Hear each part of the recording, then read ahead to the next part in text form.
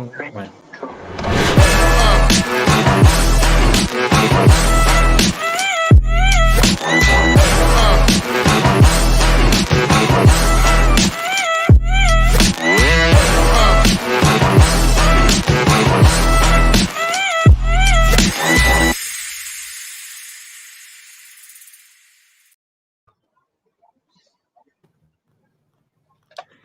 Good evening, ladies and gentlemen. Welcome back for another episode of the Busa Secret Show. So, thank you everyone for being here. Today, we have the privilege to invite one of the very famous stock in the oil and gas sector, this company called T7Global. As we all know, now currently, we are in the recovery play. So if you look at counters that are like in the tourism industry, hospitality, oil and gas, even properties and constructions, they are all going up very high recently. So if you want to find out what are the potential companies to invest, well, this is your opportunity to learn about one very interesting company that specialize in servicing and providing, additional support to all these oil and gas company. So it's sort of like they're selling the gold digging shovel, right? In the gold rush. And today's sharing is done in collaboration together with Stockbit as well. So I would like to invite Rondi to come and share a few words before he passed the floor over to Mr. Tan Kevin, who is an ED of T7Global, who is with us. So type in hi, right, at the comment. Rondi, I pass the floor to you. Hey, Rondi is a bit stuck now. Okay, no worries, right? I think Rondi's line is not as good. So we wait for him for a while, but type in hello if you can hear me. Yeah, so we have Rashidi say, hi Mingtek, right? Good evening all. Good evening, Suhairi, Trevor, Hisham, Catherine. How many of you want to find out about, oil and gas company? Type in oil, O-I-L. Type in O-I-L if you are excited to learn about this company. And thank you for tuning in so early. We have 170 packs now. So Rondi, are you ready? And this line is still a bit, looking at his expression. Rondi, are you ready? Yes, I think my internet might be a bit faulty. Can't really hear you. Okay, it's okay. I think I will just pass the floor to Mr. Tan Kevin later. Just to share with you, StockBiz is actually a platform where you can go and discuss stock.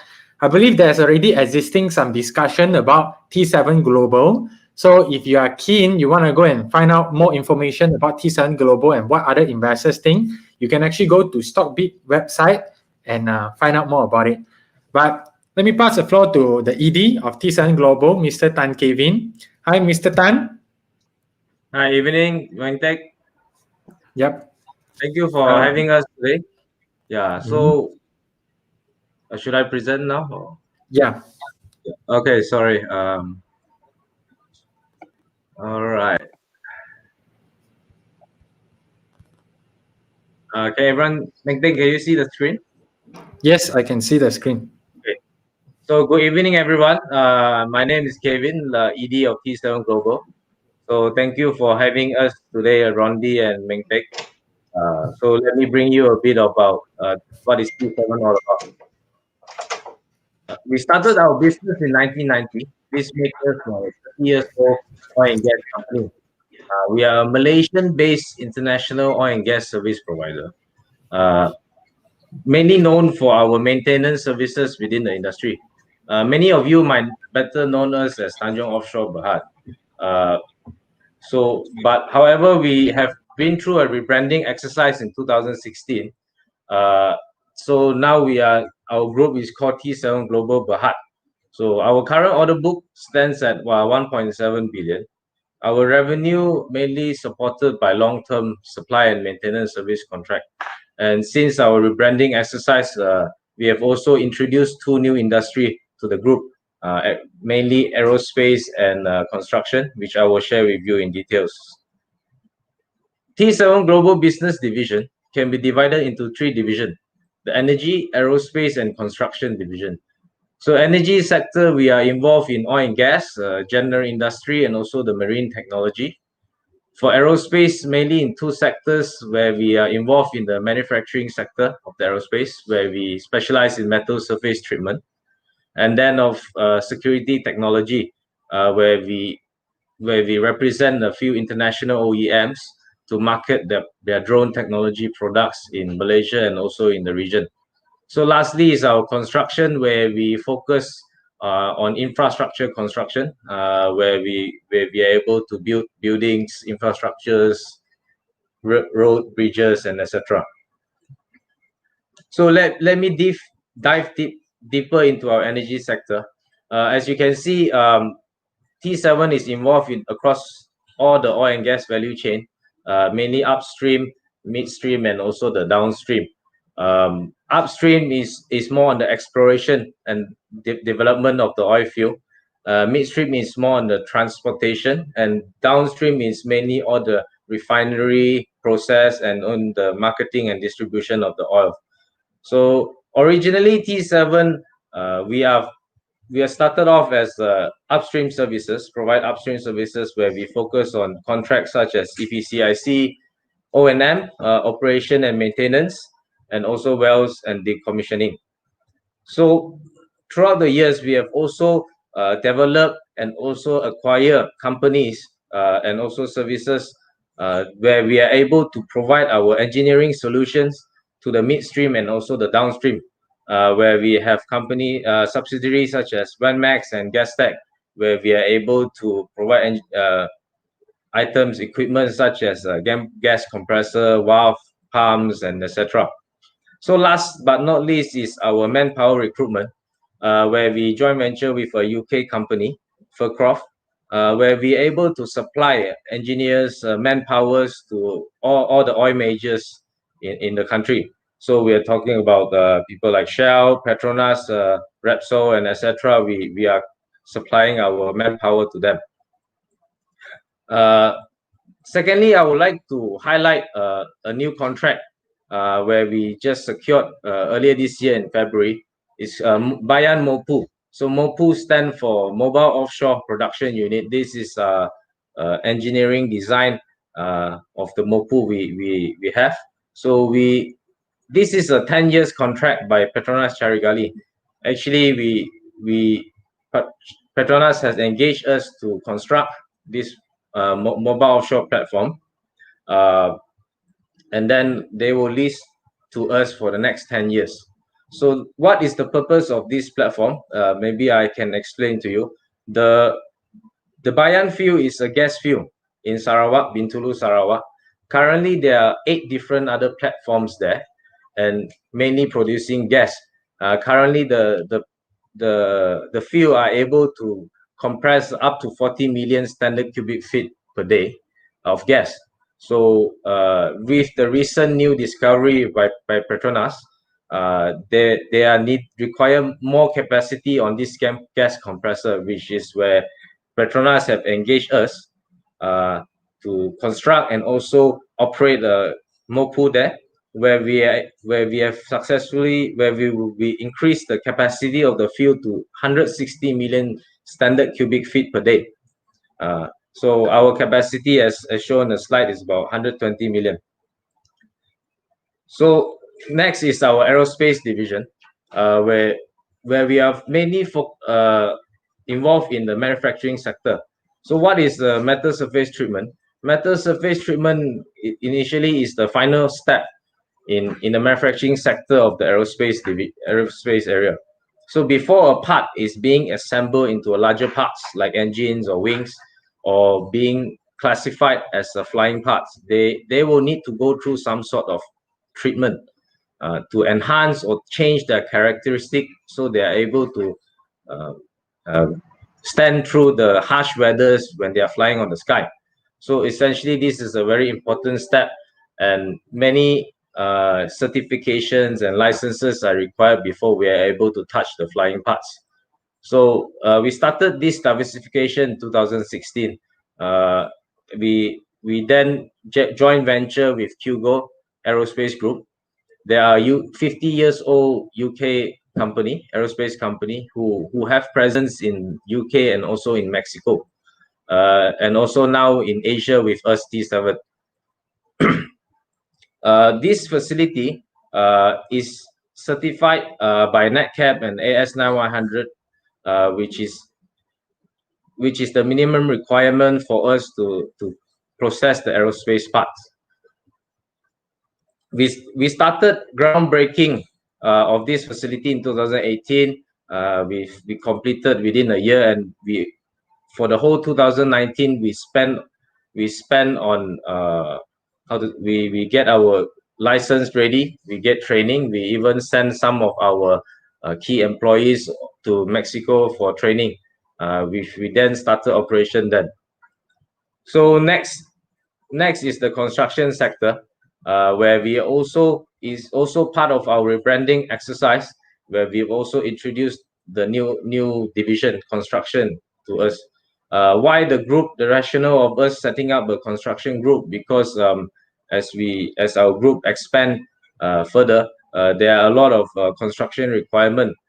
So we have started to build our own facilities, fabrication yards, our aerospace facilities. With that, we have also gotten some success in the infrastructure sector, where we have won jobs for the past 2 years for the MRT, LRT, so which then give us the confidence to go even further. So currently, we are also bidding on some of the JKR contracts and the government infrastructure contracts. Not to say the highlight, in 2017, we also partner with China State Construction Engineering, Third Engineering Bureau. They are one of the largest construction players in the world. So we have joint venture with a 5149, namely T7 China Construction, Third Engineering Sdn Bhd, to tap into each other's expertise and resources. The target is to target larger scale infrastructure jobs in Malaysia and also in the region. Next, I would like to highlight on our financial performance.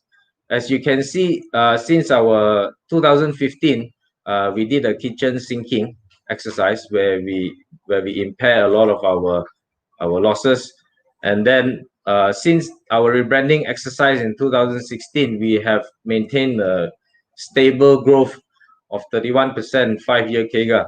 Of course, no doubt we did face a little bit of impact for this year. As you can see, third quarter we are only able to from 123 million. But however, I would like to highlight, we are proud to say we are one of the few oil and gas counter that still profit this year.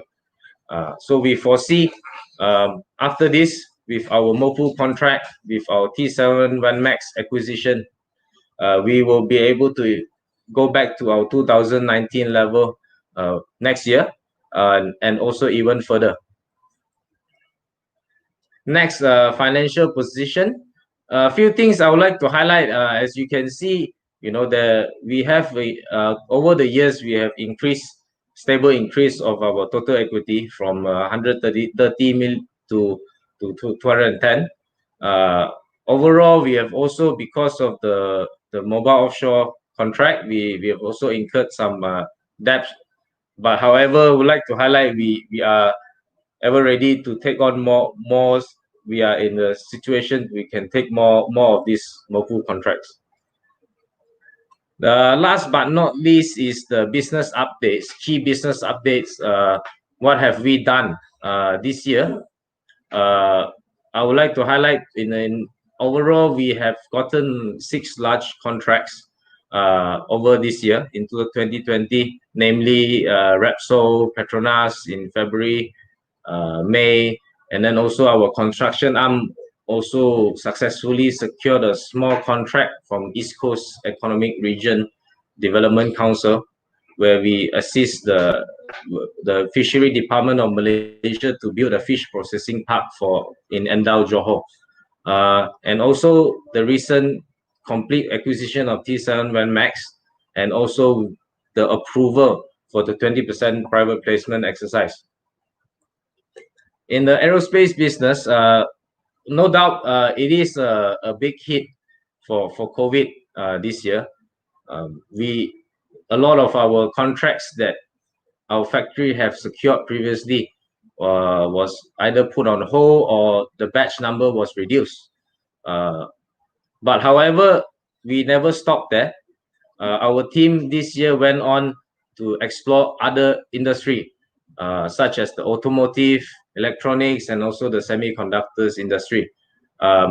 We are also able to service those industry because essentially the treatment process is the same. In fact, in aerospace, it might be slightly more stringent. There are more process we have to put in place to make sure we are obliged to the aerospace conditions. But so for us to take on the other industries, it is a no problem for us. So in fact, this year we also went on to service some automotive and also electronic parts in the facility as well. Our MOPU contract, this is a 10 years contract I highlighted before. We were leasing and we will operate for Petronas for the next 10 years, operate and maintain. So we would like to highlight this is not something new to us. We have gotten it before, and this is our second MOPU contract, and we are positive that we will in the future go for more MOPU and FPSO kind of contracts. Last but not least is the new services that our group have developed. It's called the subsea services. We are proud to say we are the first company in Malaysia to have introduced a mini ROV, remote operated vehicle, to Petronas, where we are able to save the cost of this kind of job for up to 50%. So futures with this, I believe Petronas will go ahead and launch more of this kind of inspection services as because of the cost savings that we have provided. So that should basically take us to our end of our business update. So maybe I pass the floor back to you, Meng Tek and Rondi. Sure. Thanks, Kevin. Okay, thank you for the sharing. I'm sure, from the floor, there's many questions because most of the thing you say, layman may not be familiar with. But maybe, Rondi, do you have anything to say about the presentation just now? And then any follow-up question from you? No, I think I'll leave the first question to you, Ming Tek. But maybe, just an icebreaker, Kevin, right? Sure. Just an icebreaker. I think a lot of the audience and a lot of the investment community, they don't really understand, or rather they are not very clear in terms of the oil and gas supply chain and the different streams of oil and gas. So maybe you can highlight to us which of the oil and gas stream are you in, and who are your closest peers and who are your closest competitors, and who are you not, and who are you similar to? Sure. Okay. Across the oil and gas value chain, we have I think the easiest is to divide into three sectors. So the upstream and the midstream and the downstream. So upstream is where the companies, the oil production exploration companies, we call it the E&P, exploration and production companies. So these are companies like Petronas, Shell, Hibiscus. They actually explore the oil and produce it out. So we have, and then we move on to the midstream. Midstream is mainly for the transportation. So we have transportation of the commodities from the platforms or from the sea to the refinery. So before the oil are being able to consume in the general market, public market, they have to be refined. So from the midstream, they will transfer all the commodities to downstream, where there are all the refineries to refine all the oil before they are distributed across all the various companies for their users. So essentially, T7 Global, as I said before, we we can service across all range. We started our business in the upstream, where we do a lot of maintenance services, operation maintenance for the oil majors, and then we move on. We have also the trading and services, and also the engineering services division, where we are able to service across the midstream and also the downstream as well. Yeah. So essentially, and then last but not least is our manpower. We also provide manpower across all upstream, midstream, and downstream whenever it's required lah. Actually, yeah. Okay, but you would actually say your peers would be the likes of. Oh yeah, my peers. Yeah, sorry, my peers will be the likes like Utma, Charimin, Petra Energy. Yeah, these kind of companies. Yeah. Okay. All right. Thank you. Mingtek, let's move on to the first question. Yeah. So I think I'll go very directly into the financial, because we all want to know about whether your company can make more money year after year. That seems to be the mantra, golden rule. Only invest in a company that can make more money next year than this year. So just to ask you, we see that your financial quarterly result, this year in the first 9 months has been affected quite badly, and dropped a lot year on year. What was the reason? Because number one, we see that you're actually servicing company, right? So even if the oil price drop, you have the contract, you should be just servicing them. So you should still have the revenue and profit. Then also we see that you have secured so many contracts that is worth quite a lot from Q4 2019 to until now. Keep on announced contracts, but then the revenue and profit is not showing yet. Where do you think is the gap? Maybe you can share some light, or all this revenue has been deferred, so it may show up in the coming quarter. Is it? So of course, at the start of the year when COVID hit us, MCO we had impact us a bit lah. So we had to implement a lot of new SOP procedures. In fact, also our client, one of our main client, Petronas, also wanted to see a lot of our procedure change. So it took us a few months, and then after that, everything goes back to normal. We start taking shift and all this kind of SOP. So we are able to continue to work. So that's why we start to see the catch up on the revenue. But however, a lot of the billings are not able to be done this year. So we foresee next quarter or even next year the billings will be done. So actually a lot of works has been done. Just the billing side is not completed yet. Yeah. Okay. Yeah. So so the work has been ongoing throughout this period, just that you haven't built them. Am I correct? Yes. So can we expect like all these things to suddenly show up in the next quarter, next 2-3 quarter? Yeah, I think the fourth quarter, the fourth quarter we start to see some improvement. Actually, if you see our quarter to quarter trend also, usually the third and fourth quarter is where we start recognize most of our revenue for the year as well. So this is usually a trend for us. So we foresee the similar trend. No doubt there is a minor impact this year, but we foresee the catch up is there already. See. Okay, so another question from me. Rondi, you want to ask the next question? No, I think I just want to, Kevin, I just want to grasp a little bit, because earlier on in the presentation you mentioned that you have an order book of about 1.7 billion, right? Yeah. Can you maybe help us to break down a little bit? This 1.7 is gonna be in your tank for over how many years, and how much can we expect it to be realized into your revenue in the next how many years? Like 1.7, is it gonna be 500 million per year, or how does it go? So actually, our 1.7 billion can last us for 9 to 10 years. The 10 years, of course, come from the 10 years MOPU contract we Yeah. secured.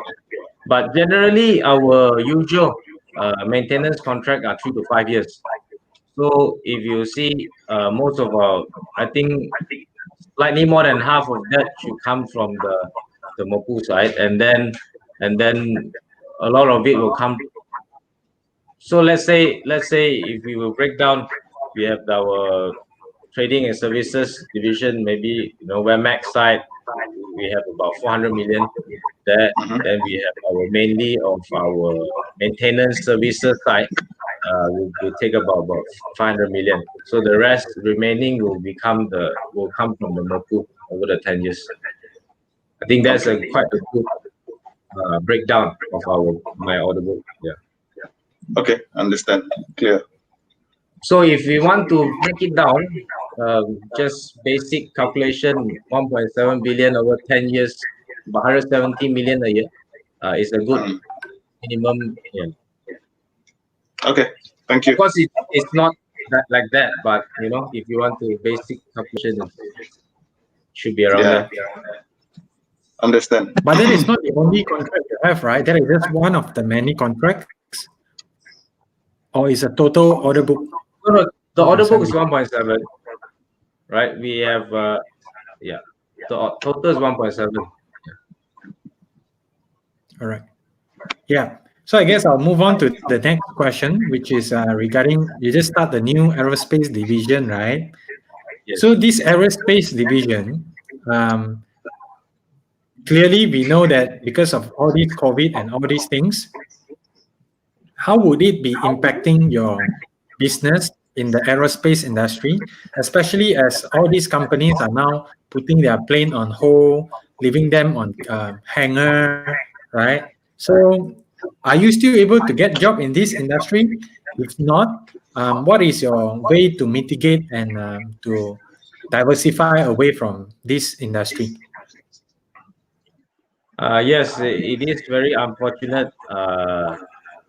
In terms of aerospace industry, of course, it never stopped for us actually. This year, we still do a lot of audits by our clients. So these are the aerospace clients as well.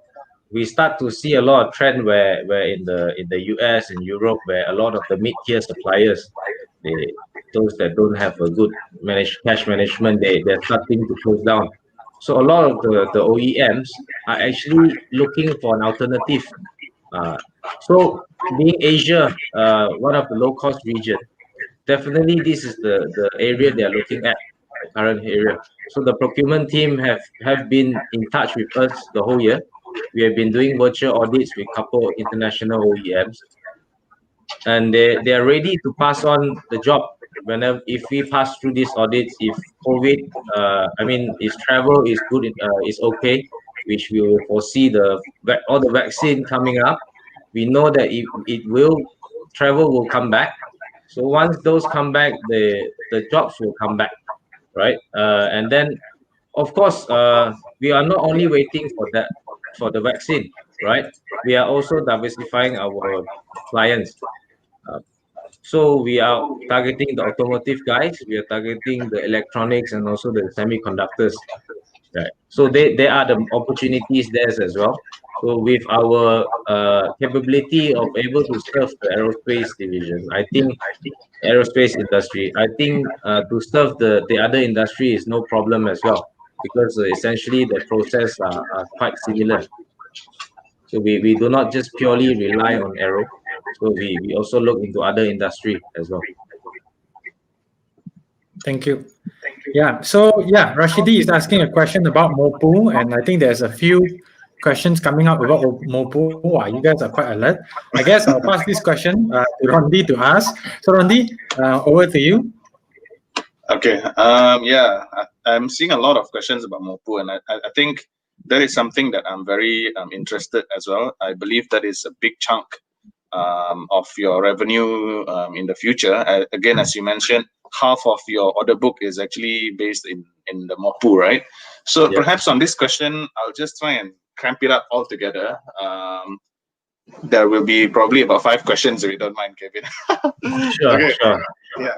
So maybe, on Mopu, can you share a little bit with us more about more information about this mobile offshore production unit? Is this, how is it different than FPSO that is being done by Armada and Yinsen, right? That's number one. Mhm. And when will the second Mopu start? That's question number 2. How long does it take to set up? How much is the capex that is going to be incurred by the company, and over how many years? And how is T7Global plan to finance this massive capital expenditure? And again, I guess you already answered this question just now. The estimated revenue going to earn by the company over the awarded 10-year period, I believe that would be 800 million divided by 10, which is 80 million per year. Yeah, I think that's all for the Mopu. Okay, so Mopu. First of all, Mopu. What's the difference between FPSO and the Mopu? Essentially, the name says it. Mobile offshore. Mopu, they are able to move, where FPSO generally they are bigger and they are just stationed there. So generally the Mopu are more flexible. They are able to move around the field and do the works. So this Mopu contract, it started. It will take us 2 years to build. So we have started to construct this year. So at the end of 2022, second half of 22, we will start operation of the Mopu. So in terms of capex, we are able to. In terms of capex, we are spending about almost 300 million for this. We have a combination of debt and equity for this. With the local banks, they have approved our loan as well. Yeah. I hope I didn't miss anything. No, I think you didn't miss anything. Okay, so perhaps a follow-up question with regards to the capex and how you're gonna finance it, especially with the debt. Because if I'm looking here at your total debt position of T7Global, right? Just comparing it between right now and how it ended last year in 2019. Your total debt actually had increased by almost 100%. It grew from about 40 million to now about 80 million, especially on the short-term debt, which increased substantially. So is this all question number 1 is this all due to the capex for the Mopu? And on second question, do you guys, like as a company, do you have like a cap of your gearing ratio? Let's say like it's not going to exceed 100% of the equity or something like that, or should all of us anticipate a sharp increase of your gearing going forward? Okay. First of all, we T7 we have no gearing cap. We are comfortable with the gearing level currently. So why I say that, because this is a project-based financing, right? So the moment we finish construction, we will have a steady, secure cash flow, which will be able to repay our debt on time, and of course our earnings as well. So yeah. Okay. Yeah, we're able to. And basically the the short-term debt increment, it's all The short-term for debt. The short-term debt. The short-term debt, yes, is the debt we have incurred this year is purely on the Mopu, because a lot of short-term we started to engage some of our suppliers and construction to start construct the Mopu. Yeah. Okay, So and the larger perhaps one will come in next year. The larger portion of the capex, we will fund it. Yeah.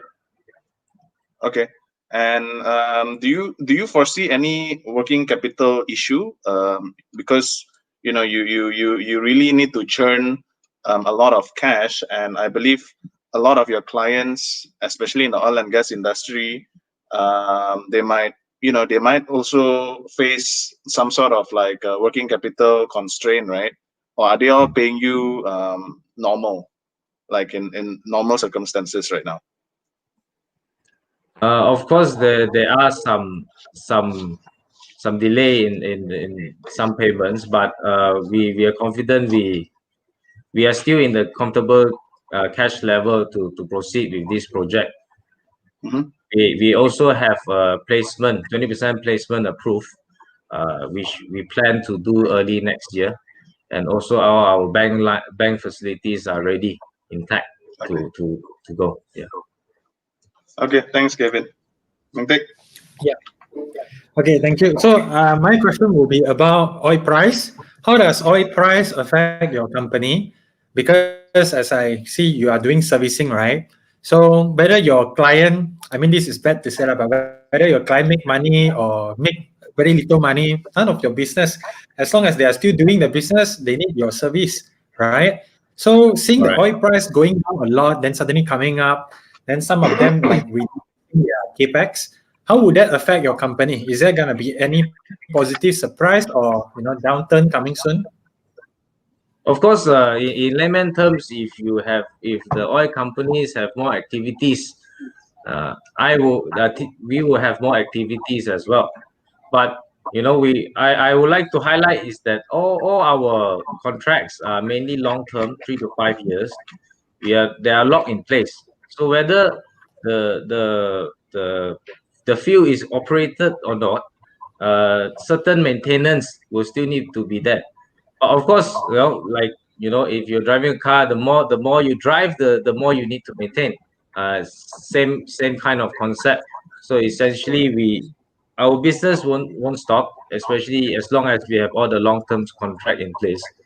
So, and also if we look at all this, our strategy recently is to, I mean, nowadays is to focus only on brownfield projects, because we know that the oil price is a very volatility.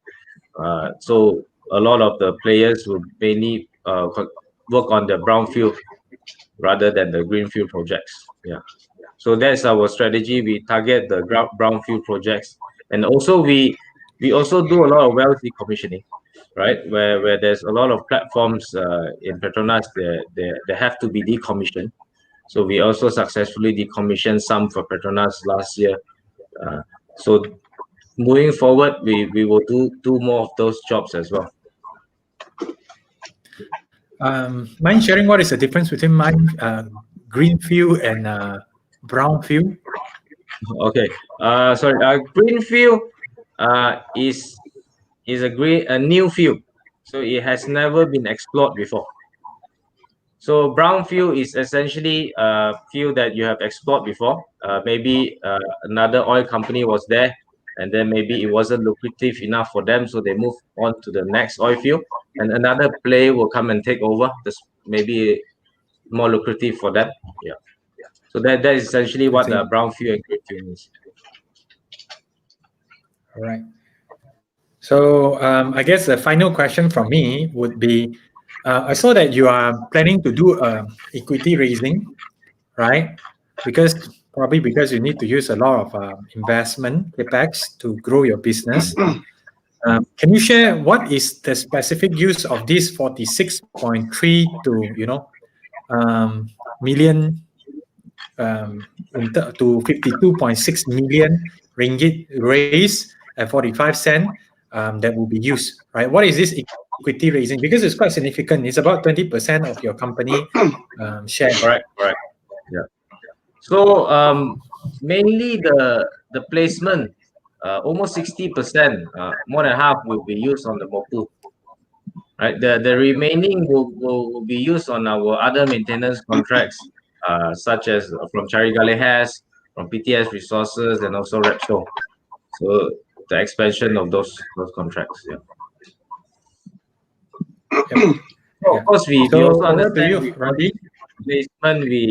we know that there will be a lot of dilution in the EPS, but generally we are confident that we will increase the EPS once all our earnings, especially Mopu, will go on. We will also increase all the earnings per share as well for our counter. What do you think? I mean, what kind of return are you looking at? Internal return (IRR), your internal rate of return for this project. Would you mind sharing what is You mean for the Mopu contract or? Yeah, yes. return on the asset?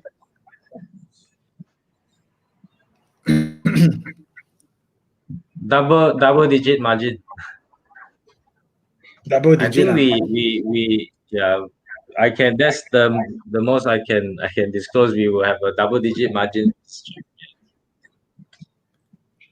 Okay. Yeah. So over to you, Randy. Okay. I think there are a few questions here, Kevin. When they ask you about any intention to pay dividend and all that. But I think something that perhaps is quite interesting as well. Do you know, Kevin? I was doing this analysis on my own. But do you know that T7Global is one of the top 25 companies in Malaysia that bought back their shares? Top You guys 25. Yeah, top 25.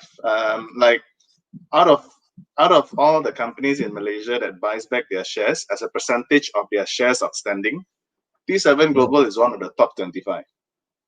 You guys, this year, you guys have spent about 2.6 million ringgit to buy back about 1.6% of your total outstanding shares. Yeah. So I guess, just in relation to that question, do you guys plan to do any sort of like dividend? Do you guys have any dividend policy going forward?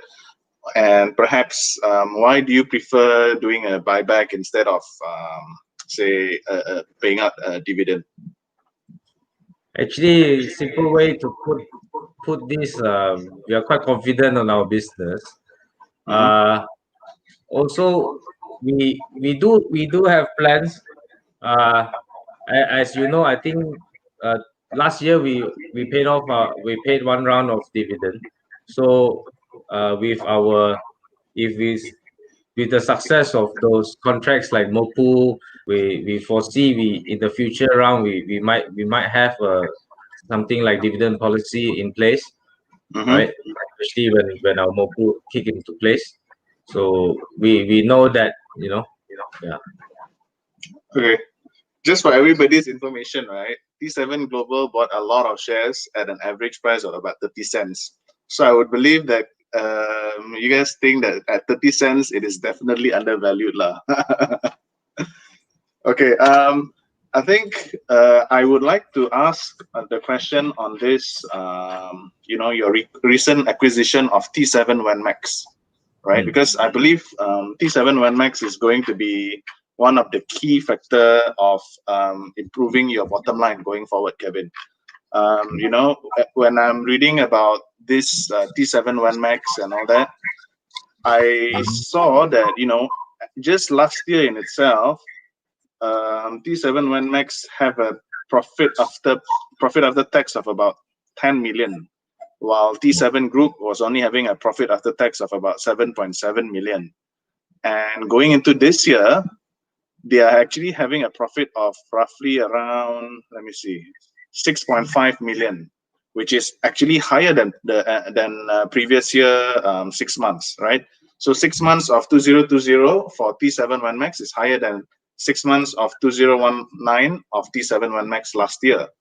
And last year, or rather up to this November, you guys had only 51% of equity of T7 Max, right? And as of recently, you guys took over the entire 100% at a PE ratio of about 7x, which, I believe that is a pretty good earnings multiple for a T7 Max. So, so perhaps the main question I would like to ask is perhaps you can just tell us a little bit more about T7 Max. What is the core business of T7 Max? What are the latest ongoing projects and the order book value? And more importantly, I believe, is can you guide us what may be the profit contribution to us once you have 100% of T7 One Max going forward? Okay. T7 Max is a trading and services company. So actually, it started its business in 1999. So they started to trade all the oil and gas equipments. So they over the years they've various agency that works exclusively just with them. So these are brands such as Siemens, Yokohama, Oliver Valves, just to name a few. So what do they sell? They sell like industrial equipments like valves, pumps, compressor, gauges, marine hoses, etc. Actually, the whatever you need to in the oil and gas industry, we do have and we can provide. So why T7 Max doing so well? Because we have almost 17 active and ongoing projects currently, and most of them are exclusive long-term price agreement. So whenever the client needs this equipment, they will call on us to replace or to repair. That essentially is what we do. We work for clients such as Repsol, Murphy, Shell, and of course Petronas as well. As of October 2020, our order book stands at 387 million. And this will last us for the next 4 years. So the key of this is that we have exclusive agents with this kind of with these products and long-term price agreements with our clients. That's why we are confident. Also we in a way just now we got this. We have completed the acquisition with a PE of 7.7 times. So we believe it's a pretty good deal with us. We will pay back the owner in the 24 months installment with no interest expense. So why we do this? Because we believe there will be a huge synergy between Wemax and also our maintenance group. So with this Wemax fully acquired by us, not only our earnings will hugely increase, our group, our capability are also able to improve our services to our clients. Okay. And would you have any guidance in terms of margin for this, T7 One Max on the order book and top line and bottom line? We will definitely make a double-digit margin. As you can see, we've been making a double-digit margin for the past, since we bought them. so they will continue to make that kind of profit lah. We foresee. Yeah. Okay. Yep. So, So, do you have any more questions? Yeah. That's all from my side. I think I'm pretty clear about what the company does, and seems like Okay.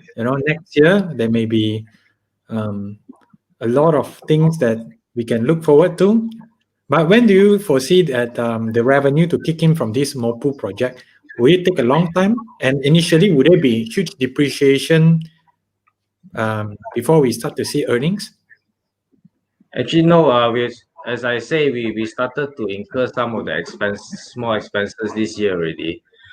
Next year will be the huge larger chunk lah. But we don't foresee a huge depreciation.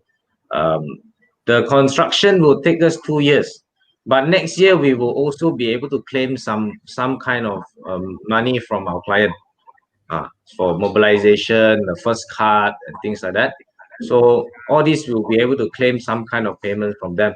So it won't be such a big move in our financial statement. So in terms of where our numbers were recognized, we will start depreciate after 2 years when the asset is ready. So at the second half of 2022 is where we will start recognizing the revenue and also start depreciation of the asset. Okay. I just want to get a picture of when can we see huge profit from your company. So probably So I think 2022. 2022 is where we can see, more than 50% increase. Yeah, we foresee more than 50% increase after that. Yeah, Yeah, and including Venmax, all these things, right? And then the that, consolidation. that one. You mean Yeah, financial year or the year? Because financial year can be different. You mean you're talking about the year 2022 or your um, financial year 2022? halfway. So you half the impact we will start to see in 2022 because we start to operate into 2022 second half. So we will start all the daily charter rate, everything will kicks in. I see. Interesting. Yeah. So this one last question from me. If Randy, no more question from you, right? I got a few more Yeah. questions, I think. Okay. One last question from me again is what will be the worst case scenario for T7 Global? Like, what would be like your worst nightmare that will really make your business go down or what? What's the biggest risk that you can think of? I guess the biggest risk is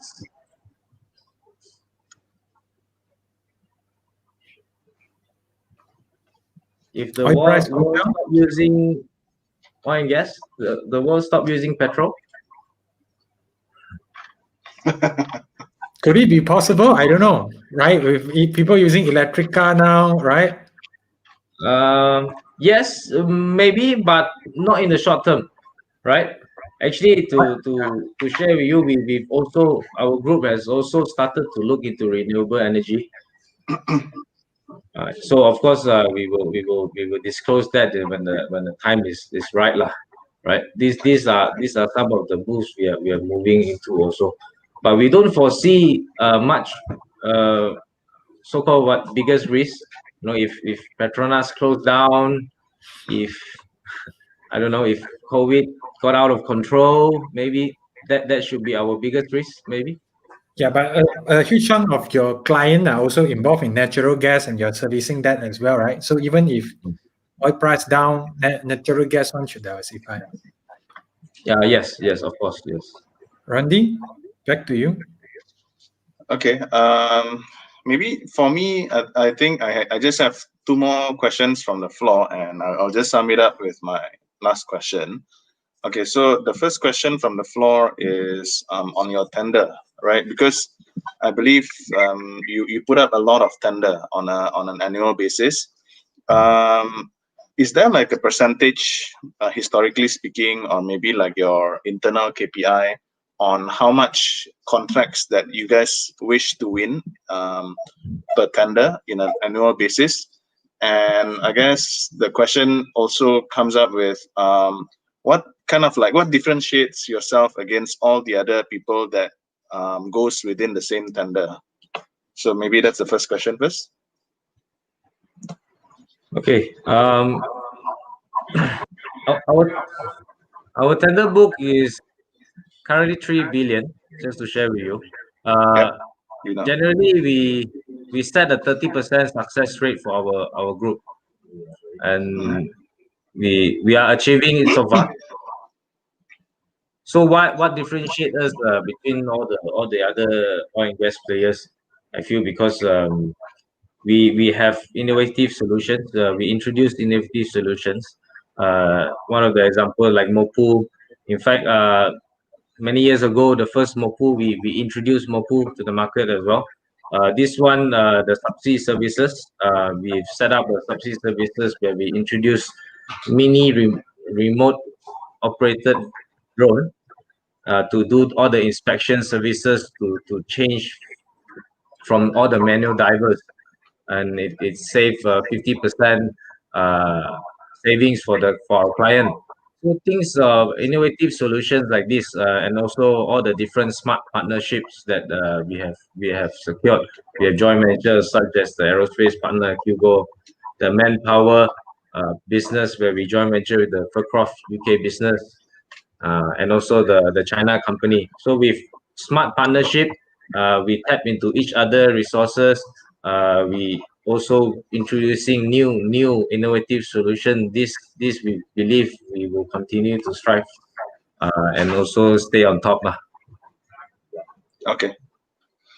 Okay, so the last question from the floor for me is with regards to your aero division. I think just now you answered Mingtek's question in a sense that your aero division on your Kilgore is very flexible in a sense that you can move from aerospace to automotive to semiconductor and so on and so forth, right? It's very flexible. And that sort of like reminds me of another company in Bursa, which is SAM Engineering, which is doing the same thing. But are you seeing, because we on a daily basis now we are reading newspaper about the recovery play, about how Boeing and Airbus are coming back with orders and they are really chasing orders, right? Are you seeing that flow on T7 Kilgore on your side? And after kind of like diversifying or moving away from aerospace into some other things and new ventures, do you actually see that it is good to stick to aerospace going forward? SAM Engineering, yes. Actually, SAM Engineering potentially one of my clients as well. So Okay. we don't do the same thing, but part of my capabilities they can do as well. So essentially, we are only focusing on metal surface treatment. So we still need the machinists. So SAM Engineering also huge chunk of the business they do machining. So we partner with a lot of we work for a lot of machining companies in the country or in the region. So the moment they finish produce the metal parts, they will send to our facility to treat before they send back to the client, right? We are start to see, like I mentioned just now, we start to see a lot of all the audits are still ongoing. In fact, more and more companies are exploring companies in this region. They know, everyone knows the aerospace industry will come back, and everyone is getting ready. Everyone's getting ready. So with us, we are, with us being the one of the largest metal surface treatment company in the country, we foresee with the recovery of the airplanes, we will be able to catch a lot of those. Okay. Thanks for that. Okay, I think Kevin, we are almost 1 hour in. Perhaps maybe just okay. There's one last question from the floor. It's basically asking, what is the latest view adopted by Petronas and other oil majors like Shell, BP on oil prices? I think this might be important because T7 must roll out their projects to sustain business. Do you know what a lot of economists' views are like in terms of oil prices going forward, or rather, what is your in-house view on oil prices? So actually, we foresee the oil price will be volatile, and it will remain within the 50s, 60s level. I think those days where the oil price goes back to the 100 are no more. So with all the other new energies, renewable energies ongoing, I think even internally, I can't speak for the others, but internally we feel the oil price will maintain around this level for the time being. Okay. Okay, so I think just one last question from me, Kevin. After that, I'll let you go. No problem. It's getting late, right? Okay, so one last question. I think this is a question that I often ask. Oh, am I hanging? It's fine now. We can hear you now. I can hear you. Okay, yeah, sorry. So the last question is, one of the things that a lot of people try and look into their investment is, what is the greatest asset and liability, right? And sometimes the greatest asset and liabilities is never in the balance sheet, but it's actually in the boardroom.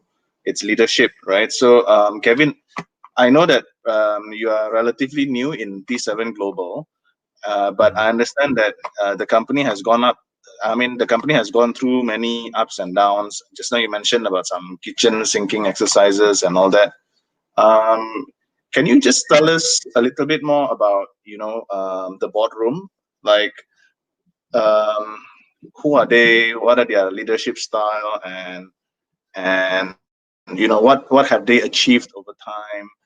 And on yourself, right? Are you more motivated now than ever? And what sort of things kind of like worries you? Okay. So in terms of our boardroom, so first maybe I will go on and speak about our chairman, Dato Sri Nick, our chairman. He is a lawyer in background, so he came in the board 2014, if I'm not mistaken. So this was after the board tussle. So we in 2013 we did have a few board tussle where we had new shareholders came in, and then that's why in 2014 everything was settled. That's why we start to see the kitchen sinking, where when 2014 onwards we have new management, new board members led by Dato Sri Nick and also our deputy chairman Tan Sri Tan. So both of them they've changed the board, they've changed the top management, and also in fact introduced new businesses for the company. So the leadership style they encourage the leadership style they are very prudent, meaning they have a good balance. They're very prudent in terms of investment opportunities or in terms of business opportunities. We work closely, hand to hand, and we evaluate all the opportunities before we invest or proceed with. So a bit of background about Tan Sri Tan, our executive deputy chairman. He's 30 years in the oil and gas industry.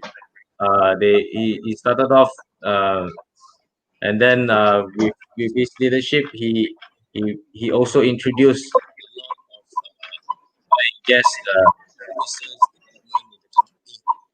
Also bring, and also in our board member, we have three executive. Two executive director, myself and Tan Sri Tan, and then we have Dato Sri Nick, Tan Sri Richard Koh, and we have ex Admiral Tan Sri Kamarul Zaman, and also ex police Dato Sri Wan Nashmuddin, and also Miss Tan is our audit chairman as well. So we have a pretty good range of board of directors. They have different range of expertise, which they are able to contribute to us, coming from different sectors, different background as well. Yeah. Okay. Thanks, Kevin. Thanks, Kevin. I think that's about sum it up what your company is about and where your company is heading to. So I thank all of you for being here today, all the way to the end, all 200 something of you. And we hope all the best for Kevin, and we're looking forward to the recovery of the oil and gas industry, as well as seeing great results from your company, from the recent acquisition, as well as the rollout of your new project. All right. Keep in touch, everyone. Have a good evening. Bye bye. Sure. Thank you. Thank you. Thank you, Kevin. The conversation, you can go to StockBit website. I'm sure the link is here. Yeah. You can go to StockBit, this link tree. Then you can discuss on T7 Global. Maybe there will be some good sharing, technical analysis, fundamental analysis there. All right. Thank you, Kevin. Thank you, Randy. Thank you. Bye. Thank you, everyone. Thanks for tuning in.